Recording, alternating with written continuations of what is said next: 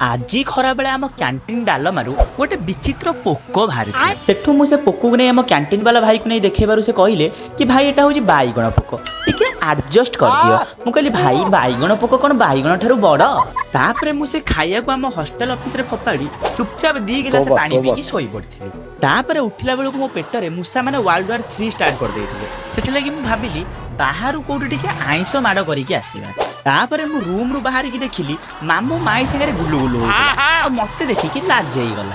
तापरे आमे आसी पहुंची गलु आम भलिया देसी lover I mean Odia lover को पाई हेइथिबा ओडियानी होटल। एठिके आसला परे मु खांती ओडिया खाइबा बासना रे मोहित होई गली। आ एठी खाली माछ नुहे माछर 14 पुरुष माने भी थिले। तापरे भितरु गासी खाइबा मेन्यू को मु एते मन ध्यान रे पढिली ठीक एमिति जति मु सेमिस्टर एग्जाम पई पढी थांती ताले मोर गोटे पेपर रे 6 थरो बैक लागि नथांता। तापरे मु दीर्घ 15 मिनिट पढिला परे मु भाई को ऑर्डर दे देली लहुणी चिकन झोल ता संगे रे गोटे लहुणी नान। तापरे खाइबा बनिबा भितर जेमति मु बोर न हुए सेति लागि मु मो मामू को कहली टिके जादू देखिया पे। मामू रो अपूर्व जादू देखु देखु खाइबा ता भितर आसी गला।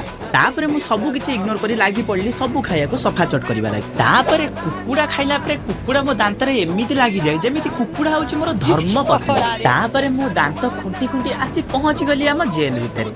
एमिति बिचिखणा मिनी ब्लॉग देखिया पे हम चैनल को सब्सक्राइब आ वीडियो को लाइक कर दियो।